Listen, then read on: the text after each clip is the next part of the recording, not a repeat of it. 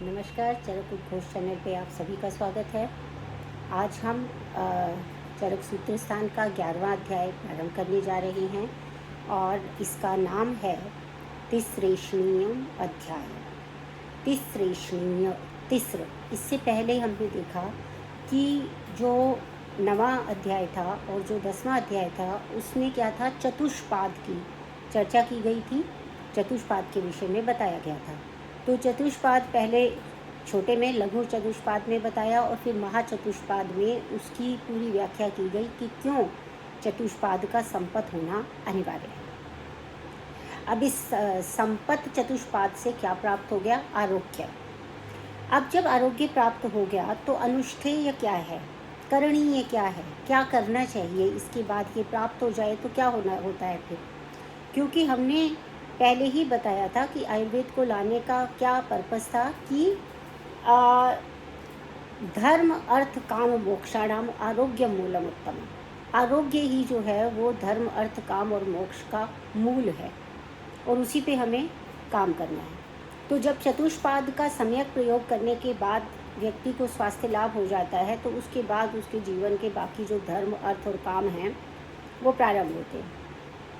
तो इसी श्रृंखला में इसीलिए चतुष्पाद के पश्चात जो है अब 3 संख्या वाला तिस्रेषणीय अध्याय कहा गया। अब इसमें 2 बातें बताऊंगी कि 3 की जो संख्या है वो भी हमारे लिए बहुत ही महत्वपूर्ण है, हमारे आयुर्वेद में बहुत महत्वपूर्ण है, आप जानते हैं, क्योंकि हमारे यहाँ जिन सारे फिजियोलॉजिकल फंक्शंस की बात होती है वो सब के सब क्या है, हमारे वात पित्त कफ। इस शरीर के, इस बॉडी के जितने भी फिजियोलॉजिकल फंक्शंस हैं वो सब किसके अधीन है? वात पित्त और कफ। यानी शारीरिक दोषों की जो संख्या है वो 3 बताई गई है, वात पित्त कफ। इसी तरह से जो मानसिक दोष हैं, हालांकि मानसिक जो दोष हैं उनकी संख्या तो 2 ही बताई, रज और तम, परंतु फिर भी जो मानसिक व्यवस्था है उसके अंदर 3 गुणों का वास होता है और वो है सत्व, रजस और तमस। और हम ये भी जानते हैं कि अव्यक्तावस्था में ये सत्व, रजस, तमस जो हैं वो क्या थे? वो समावस्था में थे। और जब यहाँ पर अव्यक्त से महान और फिर आगे की श्रृंखला प्रारंभ हुई, उससे पहले वो सब 3 की संख्या में समरूप से वहाँ पर सृष्टि में थे। और उसके बाद वो सृष्टि जो है उसके बाद में मैनिफेस्ट होनी शुरू हुई, प्रकट होनी शुरू हुई, एक के बाद एक, जैसे हम जानते हैं सृष्टि उत्पत्ति क्रम। परंतु हमने आयुर्वेद में सत कार्यवाद भी माना है कि जो कारण में होता है वही कार्य में होता है। इस सिद्धांत के अनुसार जितनी भी चीज़ें इस पृथ्वी पर अवेलेबल हैं, जो भी हमें दिखाई दे रहा है, जो नहीं भी दिखाई दे रहा, वो सब के सब त्रिगुणात्मक हैं। अर्थात 3 की संख्या का कितना अधिक महत्व है। और इसके बाद जो अष्ट संख्या है, अष्ट संख्या का भी बहुत अधिक महत्व है। मैंने जब ये चैनल प्रारंभ किया था और हमने दीर्घन जीवितीयम अध्याय के विषय में जाना था तो मैंने आपको बताया था कि उस दीर्घन जीवितीय में व्याख्या श्यामः ये पूरा मिलाकर कितने अक्षर होते हैं? 8। तो अष्ट संख्या जो है वो मांगलिक मानी गई है, इसीलिए अष्ट संख्या मांगलिक होने के कारण प्रथम जो अध्याय रखा गया उसके अंदर 8 अक्षरों से मिलकर वो बना।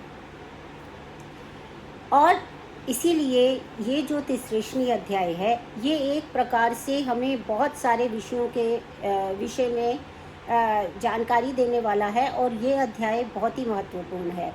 इसका कारण है ना केवल इसके अंदर अष्टत्रिक, यानी कि वो 8 प्रकार के त्रित्व जो हमारे जीवन में बहुत अधिक महत्वपूर्ण हैं, और ये त्रित्व जो हैं वो हमें न केवल इस जन्म के लिए अपितु परलोक के लिए भी जो है एक तरह से हमारा मार्गदर्शन करते हैं। तो ये अध्याय अति पवित्र भी है। वैसे तो पूरा आयुर्वेद पवित्र है क्योंकि वेद का अंश है, और चरक संहिता उसमें एक प्रमुख संहिता है और उसके आने वाले सभी विषय पवित्र हैं। पवित्र क्यों हैं? क्योंकि इन सब का उद्देश्य क्या है?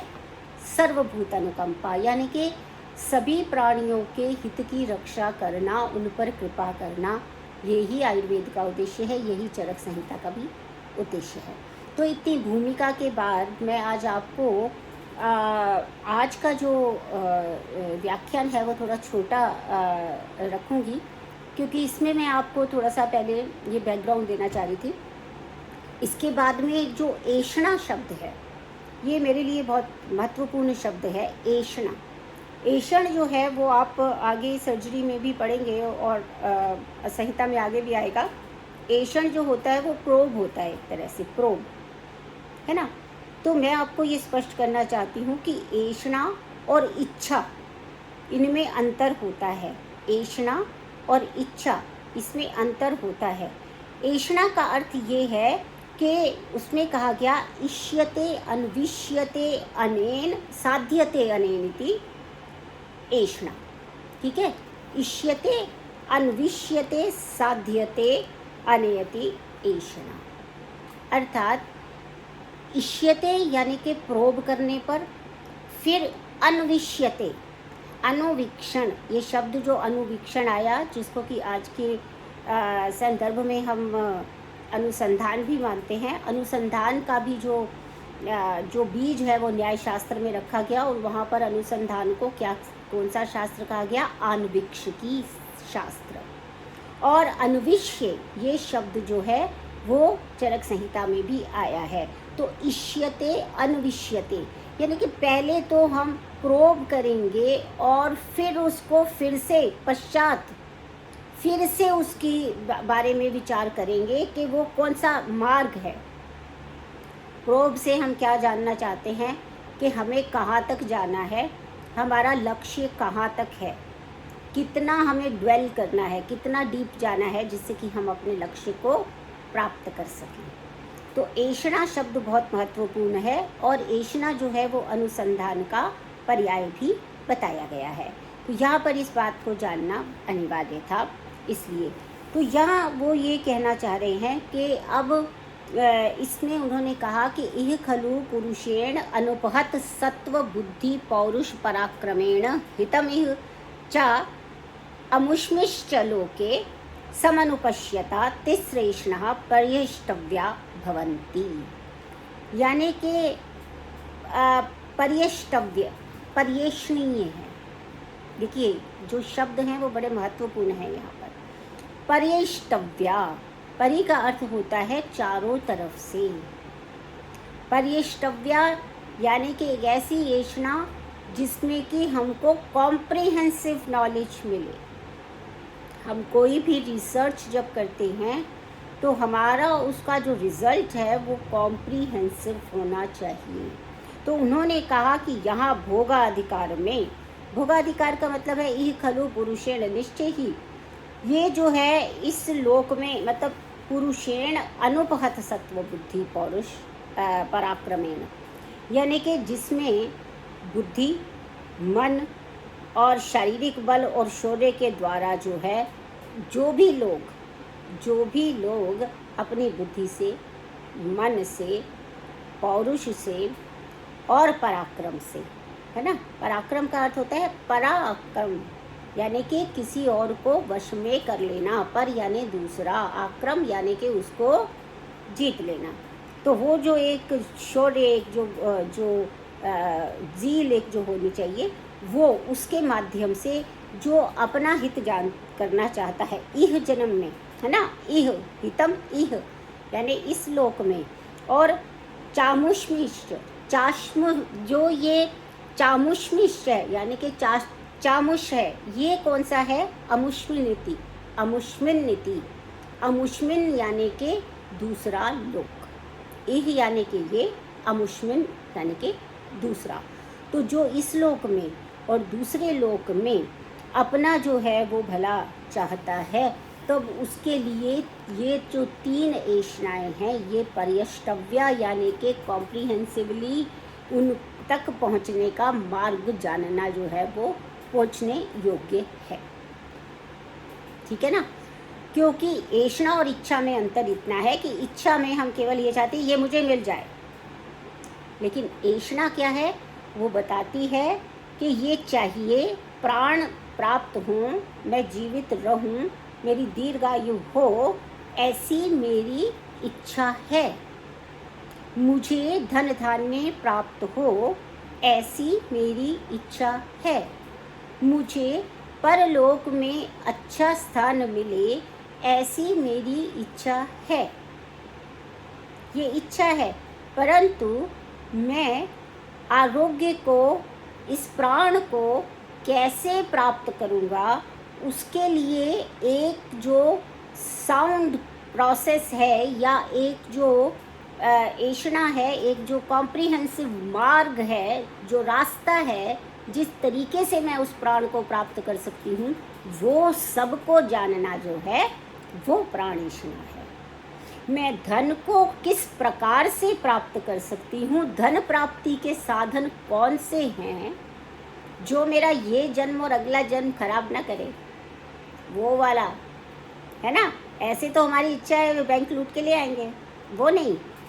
ऐसी धन को प्राप्त करने के वो मार्ग जो मेरे इस लोक में और मेरे परलोक में मुझे किसी प्रकार का आगे चल के कष्ट नहीं पहुंचाने वाले हैं, वो मार्ग कौन से हैं, ये धन ऐषणा है। और परलोक ऐषणा है कि मैं किस प्रकार से परलोक में अपनी स्थिति को सुंदर और स्वस्थ बनाए रख सकता हूँ, उसके लिए कौन सा मार्ग मुझे अपनाना है, वो मार्ग जानना जो है वो ऐषणा है।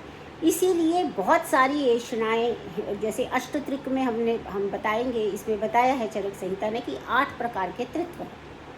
तो क्या क्या तृत्व हैं उसमें, पहला तृत्व जो है वो है प्राणेषणा, धनेषणा और परलोक ऐषणा। ठीक है, प्राणेषणा, धनेषणा और परलोक ऐषणा। उसके बाद जो बताए हैं वो क्या बताया है, 3 उपस्तंभ। मैं पहले आज आपको इंट्रोडक्टरी ही ये चैप्टर ले रही हूँ और इसके बाद हम एक एक ऐषणा के ऊपर विस्तार से जो है वो चर्चा करेंगे। विस्तार से मैं जैसे जैसे चरक संहिता में बताया गया है वो बताऊंगी, लेकिन आज आप अपने माइंड में ये 8 की 8 ऐषणाएँ थोड़ी सी रख लीजिए कि इनके विषय में हमें क्या क्या, आपके मन में जो भी प्रश्न आए वो प्रश्न भी आप निकाल के रखिएगा, क्योंकि चरक संहिता जो है वो समृद्ध शास्त्र है और हर एक प्रश्न का उत्तर देने के लिए तैयार है।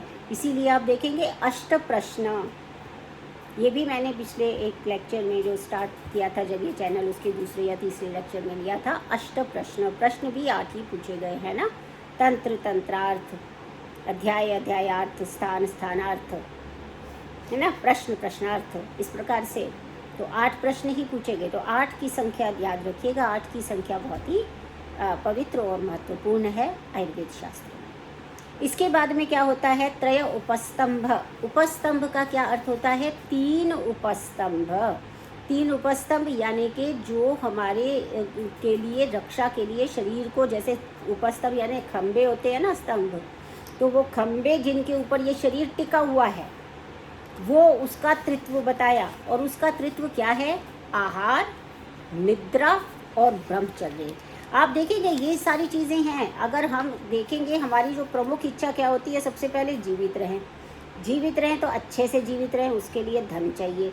और अगर ये सब हमको मिल गया तो उसके बाद हमारी तीसरी इच्छा जो होती है वो परलोक को सुधारने की रहती है। पहले तो जो बेसिक नीड है, लॉ ऑफ मैस्लो जैसा कहता है कि पहले जो बेसिक नीड होती है, रोटी कपड़ा और मकान, पहले व्यक्ति का जीवित रहना और उसके बाद रोटी कपड़ा और मकान। जब उसको ये 2 चीज़ें मिल जाती हैं तब जाके वो उसके आगे की बात सोच सकता है, उससे पहले कैसे सोचेगा, है ना। तो इसलिए सबसे पहले वही 3 बातें बताई। उसके बाद आया 3 उपस्तंभ क्या हैं, आहार, निद्रा और ब्रह्मचर्य। फिर क्या बताया कि त्रिविध जो है वो बल कौन से होते हैं, त्रिविध बलों के विषय में बताया। त्रिविध बल कौन से हैं, एक है सहज, एक है कालज और एक है युक्तिकृत, है ना। सहज बल वो है जो पैदा होने से ही माता ने जो भी आहार विहार लिया था या जिस तरीके से ध्यान रखा था, या सहज में जेनेटिक उसकी जो डिस्पोजिशन है, वो उन सब के चलते जो सहज बल है, जो सामान्यता उसके अंदर आ गया है, वो है। कालज बल होता है, जैसे हमने देखा है कि ऋतुओं में जो है हम शीत ऋतु में देखते हैं कि हमारे में अधिक बल होता है, और जो ग्रीष्म ऋतु आदि होती हैं उसमें कम होता है, वर्षा ऋतु में भी कम होता है। तो वहाँ पर उसको कालज निकलते हैं। और युक्तिकृत बल कौन सा है? वो बल है ये जो हम डे टू डे अपने आहार विहार को, आहार निद्रा ब्रह्मचर्य को ठीक रख के जिसको ग्रहण करेंगे, जिस बल को हम प्राप्त करेंगे, वो बल होगा युक्तिकृत, क्योंकि वो युक्तिपूर्वक तय किया गया है। इसके बाद उन्होंने बताए हैं 3 रोग, त्रयो रोगाः, 3 प्रकार के रोग होते हैं। एक होता है निज, एक होता है आगंतुज और एक होता है मानस। ठीक है, अब आपको एक आज क्योंकि सिर्फ मैं इंट्रोडक्टरी ले रही हूँ, तो आपको इन 8 त्रिक का आज एक इंट्रोडक्टरी लेक्चर इसको मान लीजिए आप कि 8 त्रिक है, उसके बाद इसको सिस्टमेटिकली लेते रहेंगे। तो इसके बाद आते हैं 3 प्रकार के रोग। निज रोग वो होते हैं जिसमें पहले दोष में वैषम्य होता है, शरीर में दोष वैषम्य होता है हमारे मिथ्या आहार विहार के कारण या काल के कारण, जैसे भी हो हमारे शरीर में ये जो दोष हैं, इनके कारण जो रोग उत्पन्न होते हैं, इनके संचय प्रकोप प्रसर के कारण जो रोग उत्पन्न होते हैं, वो जो है निज हैं। आगंतुज जो होता है वो उसमें बाह्य कारण होते हैं। बाह्य कारण कौन से होते हैं? जैसे कोई चोट लग जाना, कोई बैक्टीरिया, वायरसेस, फंगल, जो भी बाहर से जो चीज़ें हमारे को परेशान करती हैं, तो वो सारी चीज़ें जो हैं वो आगंतुक रोग में होते हैं। निज और आगंतुक रोग में क्या अंतर है कि निज में दोष पहले दूषित होता है और फिर रोग होता है। आगंतुज में रोग पहले हो जाता है और दोष बाद में दूषित होता है। लेकिन एक बात आपको सिद्धांततः ध्यान में रखनी है कि बिना दोष के कोई रोग होना संभव नहीं है, क्योंकि वैसे मैंने आपको बताया कि दोष जो हैं वो हमारे फिजियोलॉजिकल यूनिट्स हैं। तो फिजियोलॉजी जब तक डिस्टर्ब नहीं होगी किसी भी वजह से, आंतरिक कारण से हो अथवा बाह्य कारण से हो, जब तक उसकी जो फिजियोलॉजिकल स्टेट है वो दूषित होकर पैथोलॉजिकल में कन्वर्ट नहीं होगी, तब तक रोग नहीं हो सकता है। ये ध्यान में रखना है। निज में पहले रोग होता है और फिर पहले दोष दूषित होते हैं और फिर रोग होता है। आगंतुज में पहले रोग होता है और फिर जो है वो दोष दूषित होते हैं और फिर होते हैं मानसः। फिर तीसरे प्रकार के जो है, ये तो शारीरिक हो गए, और फिर एक हो जाते हैं हमारे मानसिक दोष। ठीक है, ये 3 प्रकार के रोग होते हैं। और उसके बाद आते हैं 3 रोग मार्ग हैं। रोग जो मार्ग हैं वो कौन कौन से रोग मार्ग हैं, कैसे कैसे जो रोग है वो हमारे अंदर आ सकता है, कहाँ कहाँ किस किस प्रकार से हमें रोग हो सकते हैं। तो उसके 3 मार्ग हैं।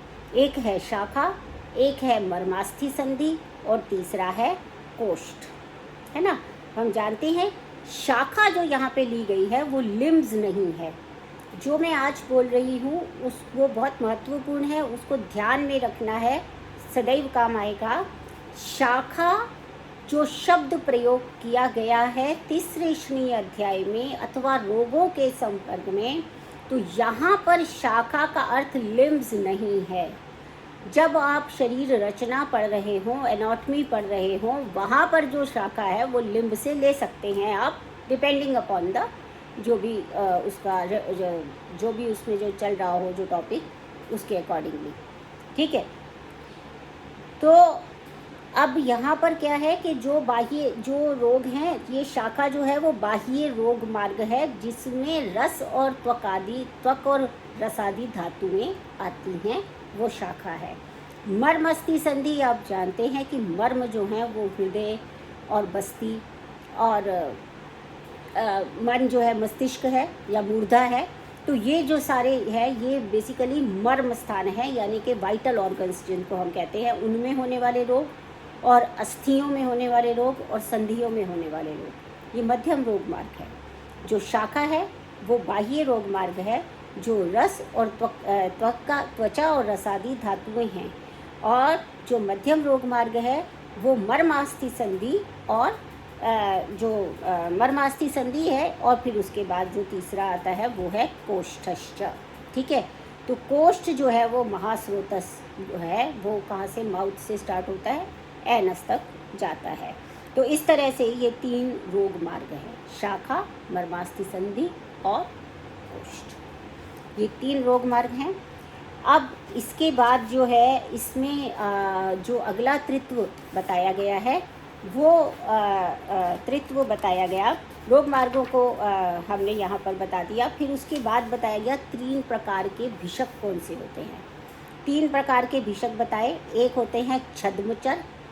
छद्मचर का अर्थ होता है जो अपनी वेशभूषा बिल्कुल वैसी बनाते हैं। इसको डिटेल में पढ़ेंगे। छद्मचर होते हैं जो अपनी वेशभूषा वैसे बनाते हैं। नकली वाले वैद्य समझ लीजिए। सिद्ध साधित वो होते हैं जिसने कोई डिग्री नहीं ली है, लेकिन वो कंपाउंडर की तरह या किसी ऐसे ही अपने पिताजी के साथ बैठ के उसने जो सीखा उसके हिसाब से वैद्य बन गए, वो सिद्ध साधित है। और एक होते हैं जीविताभिसर, यानी कि जो कि जीवन को बचाने के लिए सदैव तत्पर रहते हैं।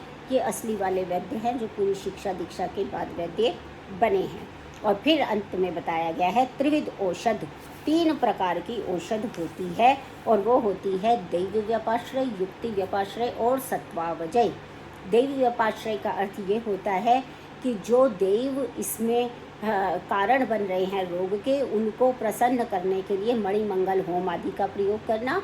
और युक्ति व्यपाश्रय आहार और विहार और औषधि से योजनाबद्ध तरीके से रोग को दूर करने के लिए कार्य करना। और सत्वावजय चिकित्सा जो है वो बेसिकली, वैसे तो सत्वावजय एक तरह से सत्व को जीतने के उपाय, आश्वासन आदि दिए जाते हैं, जिसे आप मॉडर्न में काउंसलिंग भी कहते हैं। तो इस प्रकार से इस अध्याय में 8 त्रित्व बताए गए हैं।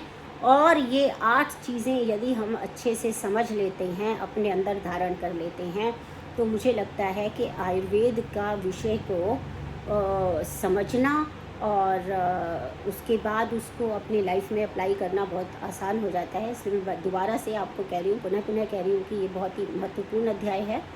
इसको आप थोड़ा सा अपनी तरफ से भी रीड कीजिए और अगले सेशन से हम इन सब के ऊपर जो है बात करेंगे। और क्योंकि इनके माध्यम से ही और बहुत सारे सिद्धांत इस अध्याय में बताए गए हैं, जिनको कि मैं डिटेल्स में आपको एक एक सेशन में बताती रहूँगी। आप सभी का बहुत बहुत धन्यवाद।